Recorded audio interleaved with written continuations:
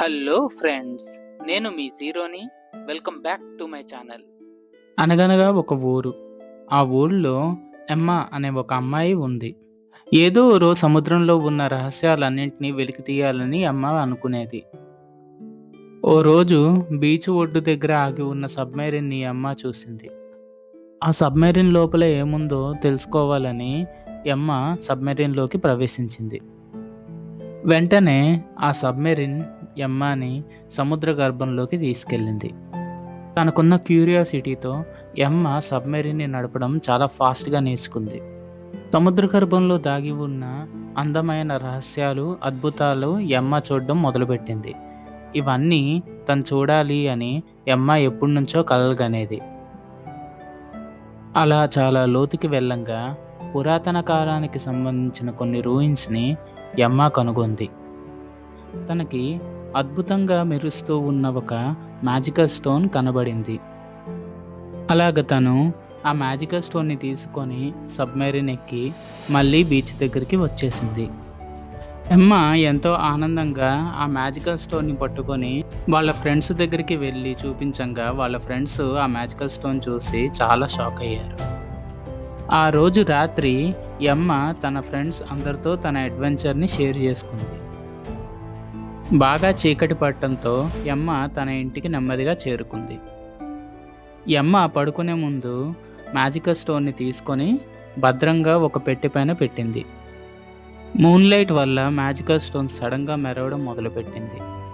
సరిగ్గా అదే సమయంలో జీరో అనే పిల్లవాడు ఎమ్మ ఇంట్లోకి చొరబడ్డాడు. అతను ఎమ్మ యొక్క మ్యాజికల్ స్టోన్ చూసి చాలా అట్రాక్ట్ అయ్యి ఆ మ్యాజికల్ స్టోన్ని ఎలా అన్నా దక్కించుకోవాలని నిశ్చయించుకొని ఆ మ్యాజికల్ స్టోన్ని తీసుకొని పరారయ్యాడు. తన ఊరికెళ్ళే దారిలో మ్యాజికల్ స్టోన్ మళ్ళీ మెరవడం జీరో గమనించాడు. ఎలాగైతే ఏంటి, మొత్తానికి జీరో తన ట్రైబల్ విలేజ్ చేరుకున్నాడు. పొద్దున్నే లేచి జీరో ఆ మ్యాజికల్ స్టోన్ని వాళ్ళ విలేజ్ ఎల్డర్కి చూపించాడు. ఆ ఊరు పెద్ద మ్యాజికల్ స్టోన్ గురించి తను విన్న కథలన్నీ నిజమేనని అనుకున్నాడు. ఆ మ్యాజికల్ స్టోన్ని సన్లైట్ తగిలేలాగా ఒక సాక్రెడ్ ట్రీ మీద పెట్టాడు. ఆ సన్లైట్ వల్ల మ్యాజికల్ స్టోన్ నుంచి ఒక విచిత్రమైన లైటింగ్ రావడం మొదలుపెట్టింది. ఆ మ్యాజికల్ స్టోన్ నుంచి వచ్చిన కాంతి వల్ల అక్కడ ప్రజలకు మ్యాజికల్ పవర్స్ వచ్చాయి. మొత్తం అడవి అంతా ఒక రకమైన ఎనర్జీతో నిండి ఉంది. జీరోకి ఫైర్ని కంట్రోల్ చేసే పవర్ వచ్చింది.